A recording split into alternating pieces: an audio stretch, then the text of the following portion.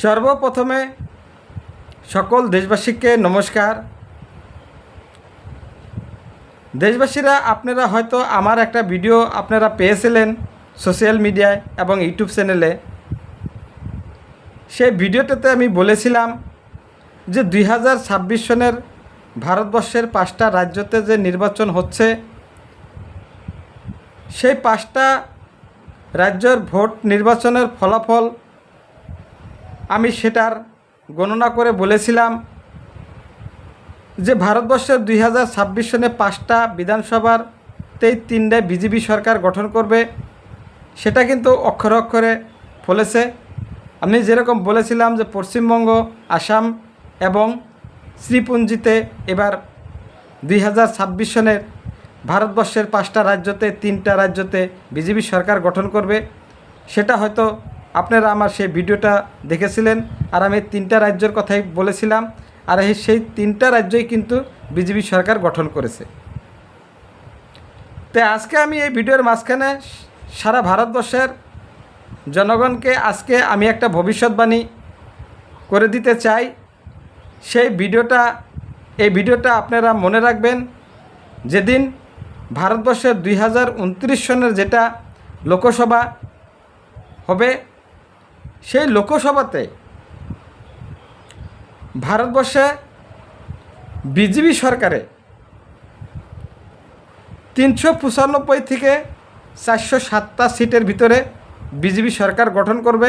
আপনারা এই ভিডিওটা দেখে আপনারা নোট করে রাখুন যে আমি যে বলেছি 2029 সনে ভারতবর্ষে আবার বিজেপি সরকার গঠন করবে, কিন্তু সেখানে বিজেপি 395 থেকে 407টা সিট নিয়ে এর ভিতরে কিন্তু বিজেপি সরকার গঠন করবে। আপনারা মনে রাখবেন। আর আমাকে তখন এই ভিডিওটাতে কমেন্ট করে জানাবেন যে না দাদা বা ভাই বা বন্ধু বা কাকা বা জেঠা, আপনি যে বলেছিলেন যে এর মাঝখানেই বিজেপি সরকার গঠন করেছে, আর যদি গঠন করতে না পারে তাহলে আমি জীবনে বা আমি যেসব কথা বলে দিলাম এই ভিডিওটা যদি আমার কথা যদি অক্ষরে অক্ষরে না ফলে, তাহলে আমি জীবনে কোনো সোশ্যাল মিডিয়ায় বক্তব্য দেব না, কোনো ধরনের কথাও বলবো না। আমি আপনাদেরকে কথা দিলাম। আপনারা হয়তো বলতে পারেন যে আপনি কোন ভিত্তিতে এত বড় কথা বলছেন। তো আমি আপনাদেরকে একটা কথাই বলে দিতে চাই যে দেখেন, ভারত স্বাধীন হওয়ার পরে আমাদের যে ভারত যখন অখণ্ড ভারত ছিল, যেরকম বাংলাদেশ, পাকিস্তান, সব আফগানিস্তান, এসব জায়গা মিলে তো ভারত ছিল। যখন ভারত স্বাধীন হলো, স্বাধীন হওয়ার পরে ধর্মর ভিত্তিতে কিন্তু ভারতবর্ষটাকে বিভাজন করে দিয়েছিল। এটা নিশ্চয় আপনারা জানেন যে পাকিস্তান যখন দেশ বিভাজন করে নিয়ে গেল আলিকট জিন্নাহ, তখন কিন্তু জিন্নাহ বলেছিল যে আমরা ভারত থেকে আলাদা হয়ে থাকবো, কেননা আমরা সনাতন ধর্মের মানুষের হাতে কোনো ধরনের মিল নেই, আর আমরা সনাতন ধর্মের মানুষের হাতে থাকবো না, আমাদেরকে আলাদা দেশ দেওয়া হোক। সেই কথার ভিত্তিতে কিন্তু সেই পাকিস্তান দেশটাকে গড়াই দেওয়া হয়েছে। সেই পাকিস্তান দেশ গড়ানোর পরে কিন্তু তারা পাকিস্তানটাকে কিন্তু ইসলাম রাষ্ট্র বানিয়ে নিয়েছে। তাদের কিন্তু পাকিস্তানের কিন্তু রাষ্ট্রীয় ধর্ম ইসলাম, কিন্তু বাদবাকি যে ভারতবর্ষ দেশটার থেকে গেল, সেই ভারতবর্ষটাকে কিন্তু রাষ্ট্রীয় ধর্ম না দিয়ে এটা কি করলো, গণতান্ত্রিক দেশ হিসেবে সংবিধানে অ্যাড করে দিয়ে ভারতবর্ষের কোনো রাষ্ট্রীয় ধর্ম নাই, সেই ধরনের কিন্তুই সংবিধান তৈরি করে ভারতবর্ষটাকে থুয়ে গেল মহাত্মা গান্ধী। তারপরে আমাদের ভারতবর্ষের সনাতন ধর্মের মানুষরা অনেক দিন ভারতবর্ষে কংগ্রেস সরকারকে 65 বছর রাজত্ব করতে দিয়েছিল, যে ভেবেছিল যে না, প্রথমে তো হয়তো করতে পারবে না, দ্বিতীয়তে বা তৃতীয়তে বা চতুর্থতে আমাদের যে ভারতবর্ষের রাষ্ট্রীয় ধর্ম লাগে সনাতন, সেই ধর্মটাকে নিশ্চয় ভারতবর্ষের সংবিধানে অ্যাড করবে। সেই আশায় ভারতবর্ষের সনাতন ধর্মের মানুষে কিন্তু কংগ্রেস সরকার গঠন করেছিল। কিন্তু 65 বছর রাজত্ব করার পরেও কিন্তু ভারতবর্ষের সংবিধান থেকে সেই ধর্ম নিরপেক্ষ শব্দটা কিন্তু উঠাই দিতে পারলো না। আরও বরঞ্চ ভারতবর্ষের সনাতন ধর্মের উপরে যেভাবে হামলা হতে ধরল, ভারতবর্ষের সনাতন ধর্মের মানুষের উপরে যেভাবে বিধর্মীরা আক্রমণ করলো, যেরকম রাম মন্দির ছিল, রাম মন্দিরটা ভেঙে বাবরি মসজিদ গড়াইছিল, সেই ধরনের অনেক মঠ মন্দির ভেঙে ভেঙে মসজিদ গড়াইছিল। আমাদের ভারতবর্ষের গরুকে আমরা মাতা বলি, তাদেরকেও কিন্তু কেটে কেটে খাওয়া ধরেছিল। তার ভিত্তিতে কিন্তু ভারতবর্ষের সনাতন ধর্মের মানুষ কিন্তু জেগে উঠে দেখেছে যে না, আমাদের আমরা যদি এইভাবে চলি তাহলে আগন্তুক দিনে আমরা ভারতবর্ষে আমরা নিরাপত্তা থাকতে পারবো না, কিন্তু আমাদের কিছু একটা করতে হবে। আর যদি আমরা নিজেরা কিছু করে নিতে না পারি তাহলে কিন্তু আমাদের ভবিষ্যৎ অন্ধকার হবে। যেরকম আমরা আফগানিস্তান থেকে চলে এসেছি, বাংলাদেশ থেকে চলে এসেছি, পাকিস্তান থেকে চলে এসেছি ধর্মর বলি হয়ে, সেই ধরনের কিন্তু ভারতবর্ষ একদিন আসবে। সেই দিনটা যাতে না আসে সেই কথাটা লক্ষ্য করেই কিন্তু ভারতবর্ষের সনাতন ধর্মের মানুষ জেগে উঠে একটাই কথা চিন্তা চর্চা করে দেখেছে যে ভারতবর্ষে যদি আমাদের সনাতন ধর্মকে যদি রক্ষা করার মতো দল আছে সেটা হলো একমাত্র বিজেপি।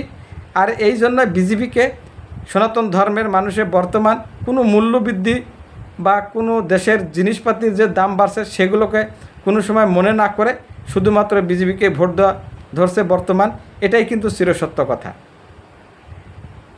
তাই আমি এই ভিডিওতে বিজেপি সরকারকে একটা কথা বলে দিতে চাই যে দেখো, বিজেপি দলের যত হাইকমান্ড আছে তারা একটা চিন্তা চর্চা করে দেখবেন যে ভারতবর্ষের 100 কোটি সনাতন ধর্মের মানুষের যেটা মনের আশা, যেটা তাদের ভাবনা চিন্তা, সেই উদ্দেশ্যটাকে যাতে আপনারা বা বিজেপি দল সংগঠনে বা আরএসএস, বিশ্ব হিন্দু পরিষদ, বজরং দল সবাই মিলে এই যে ভারতবর্ষের সনাতন ধর্মের মানুষের যেটা মনের আশা যে ভারতবর্ষটাকে হিন্দু রাষ্ট্র করতে লাগে এবং কি ভারতবর্ষের সংবিধানে সনাতন ধর্মর যে অ্যাড করতে লাগে বা লাগু করতে লাগে বা ভারতবর্ষের সংবিধানের লেখা থাকা লাগে যে ভারতবর্ষের রাষ্ট্রীয় ধর্ম সনাতন, সেই ধরনেরই কিন্তু আমাদের সনাতন ধর্মের মানুষের ভিতরে সেটাই চিন্তা, যার জন্যই কিন্তু বিজেপি সরকারকে আনা হয়েছে। আর বিজেপি সরকার যদি এইটুকু কাজ যদি করে দিতে না পারে তাহলে কিন্তু ভারতবর্ষের কোনো দিন নিরাপত্তা থাকতে পারবো না, সনাতন ধর্ম সুরক্ষিত হয়ে থাকতে পারবো না। যার জন্য কিন্তু বিজেপি দলটাকে জন্ম নিয়েছে। এইগুলো কিন্তু ইস্যু নিয়েই কিন্তু বিজেপি দল জন্মগ্রহণ করেছে। আর সেগুলো কাজ যদি বিজেপি সরকার না করতে পারে তাহলে আমাদের সনাতন ধর্মের মানুষ কীভাবে নিরাপদে থাকবে বা সনাতন ধর্মটাকে বা কে রক্ষা করে দিবে বা ভারতবর্ষের সংবিধানেই বা কে রাষ্ট্রীয় ধর্ম সনাতন করে দেবে, সেই ধরনের কিন্তু আর কোনো দল নাই।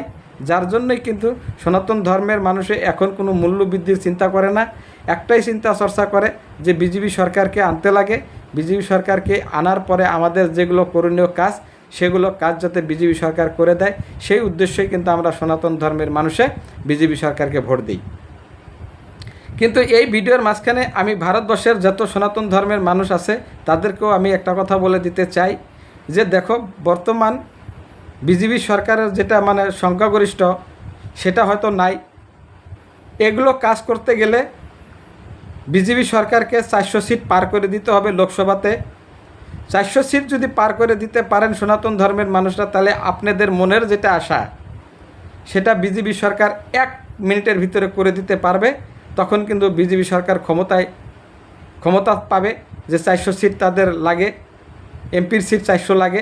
সেই 400 সিট দেওয়ার জন্য সারা ভারতবর্ষের সনাতন ধর্মের মানুষ একত্র হয়ে 2029 সনে যাতে আমরা কোনো জাতি ধর্ম বিচার ভেদভাব না করে আমাদের সনাতন ধর্মকে সুরক্ষা করার জন্য আমরা সকল জাতি জনগোষ্ঠী এক হয়ে যাতে আগন্তুক দিনে 2029 সনে যাতে আমরা বিজেপি সরকারকে 400 সিট দিয়ে দিল্লিতে যাতে সরকার গঠন করে দিতে পারি, সেই ধরনের পদক্ষেপ যাতে আমরা সারা ভারতবর্ষের সনাতন ধর্মের মানুষে পদক্ষেপ গ্রহণ করি, এটাই আমি ভারতবর্ষের সনাতন ধর্মের মানুষের কাছে আমি অনুরোধ করলাম যে যেখানে থাকুন না কেন ভালো থাকবেন, সুস্থ করবেন। আর আমি যেসব কথা বলেছি নিশ্চয়ই আপনারা অল্প চিন্তা চর্চা করে দেখে যদি আমাদের ভারতবর্ষের সনাতন ধর্মকে সুরক্ষিত করতে চান তাহলে আমার কথার মতে আপনারা কাজ করে আগবাড়ে যান। এটুকু বলেই আমি এই ভিডিওটা সমাপ্ত করলাম। ধন্যবাদ।